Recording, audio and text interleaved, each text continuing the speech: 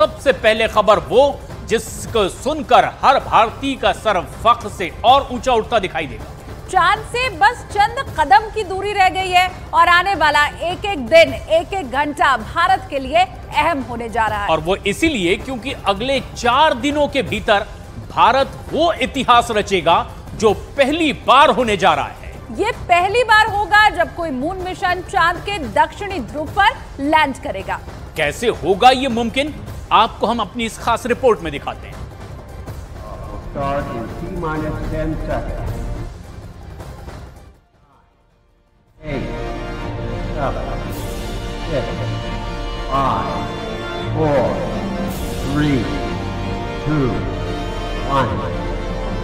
We have ignition.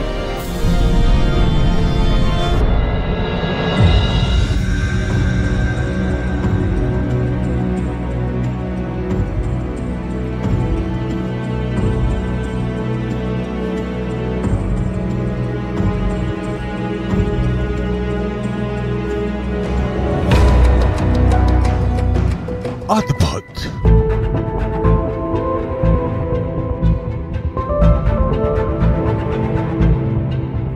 अविश्वसनीय,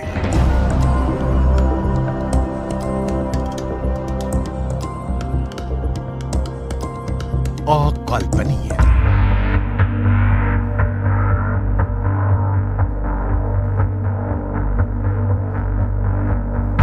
अपनी आंखों से इतिहास बनते देखेगी पूरी दुनिया।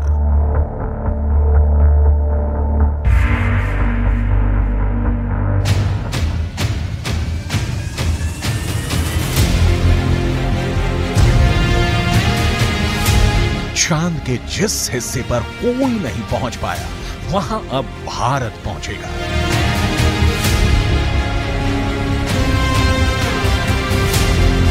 चांद के जिस टुकड़े को अभी तक किसी ने नहीं देखा, इसरो दुनिया को साक्षात दिखाएगा।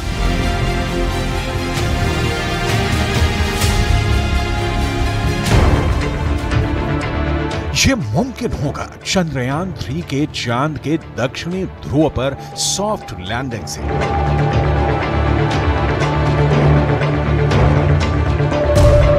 जिस वक्त चंद्रमा की सतह को भारत का चंद्रयान छुएगा, उस वक्त भारत के आसमान में भले ही चांद डूबा होगा, लेकिन भारत का लैंडर विक्रम चांद पर सूरज जैसे चमक उठेगा।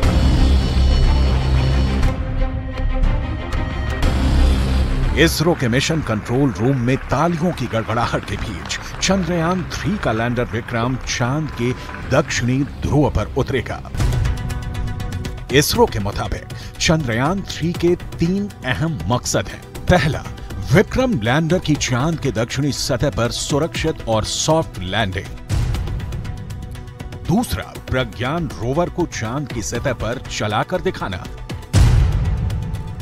तीसरा, वैज्ञानिक परीक्षण करना।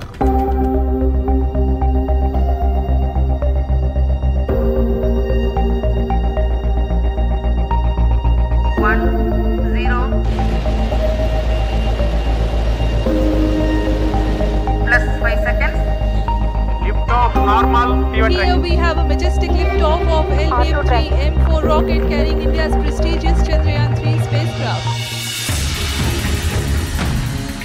धरती से 3,84,000 किलोमीटर की दूरी तय करके चंद्रयान 3 का लैंडर विक्रम चांद के उस दक्षिणी ध्रुव पर पहुंचेगा जो रहस्यों से भरा है।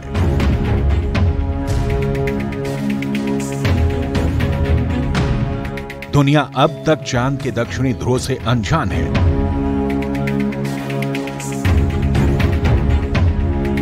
नासा का दावा है कि चांद के दक्षिणी ध्रुव पर बर्फ ही बर्फ है। वहां कई तरह के प्राकृतिक संसाधन भी हो सकते हैं, मगर दुनिया अब तक उसकी हकीकत से वाकिफ नहीं है।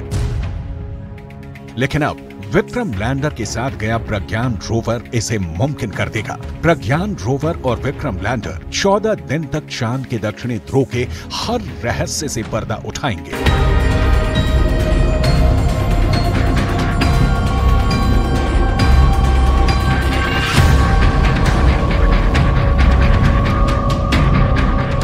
अमेरिका के अंतरिक्ष एजेंसी नासा का मानना है कि चांद के दक्षिणी ध्रुव का बड़ा हिस्सा ऐसा है जहां सूरज की किरणें नहीं पड़ती। चांद के इस हिस्से में बड़े बड़े क्रेटर हैं, जिन्हें आम बोलचाल की भाषा में गड्ढा कहा जाता है। ज्यादातर गड्ढे ऐसे हैं जहां अरबों साल से अंधेरा है। नासा के मुताबिक गुप्त अंधेरे के बीच यहां बर्फ का जमाव हो सकता है। अंदाजा ये भी है कि चांद के दक्षिणी ध्रुव पर अरबों सालों से पानी बर्फ के रूप में जमा हो सकता है, जिसके अध्ययन से सौर मंडल से जुड़े और भी कई रहस्य खुल सकते हैं।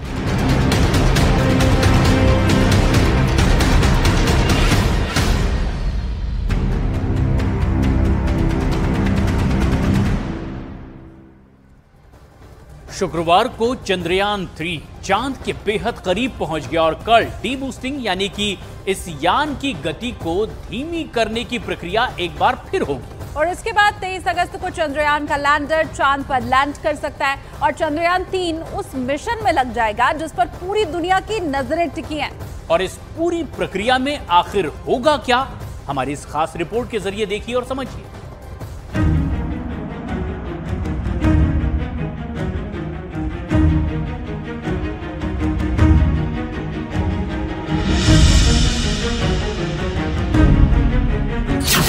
चांद के बेहद करीब पहुंचा चंद्रयान 3।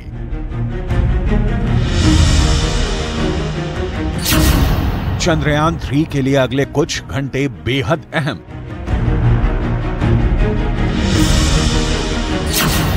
बस कुछ घंटों में भारत रचेगा इतिहास।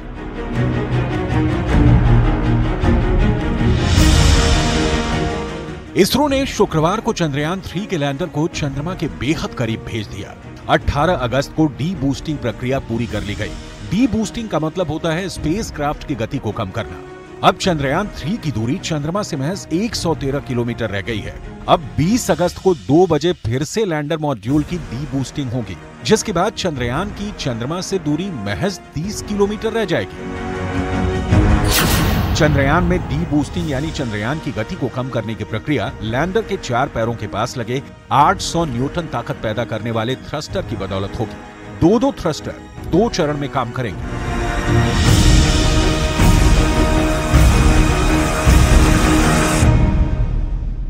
इसके बाद विक्रम लैंडर की चंद्रमा से न्यूनतम दूरी 30 किलोमीटर और अधिकतम दूरी 100 किलोमीटर रह जाएगी और धीरे धीरे ये दूरी कम होगी। 23 अगस्त को 5:47 पर सबसे कम दूरी में विक्रम लैंडर सॉफ्ट लैंडिंग की कोशिश करेगा। चंद्रमा से 30 किलोमीटर की दूरी रहने पर चंद्रयान 3 की लैंडिंग की प्रक्रिया शुरू होगी। लैंडिंग के दौरान लैंडर की रफ्तार 1680 मीटर प्रति सेकंड से 2 मीटर प्रति सेकंड पर लानी है। अभी अगर उसकी अनुमानित करें तो लगभग 10 किलोमीटर पर सेकंड की रफ्तार से है, जिसको सॉफ्ट लैंडिंग के दौरान रिड्यूस करके 1.68 किलोमीटर प्रति सेकंड की रफ्तार से कम कर दिया जाएगा और तभी एक सॉफ्ट लैंडिंग हो पाएगी।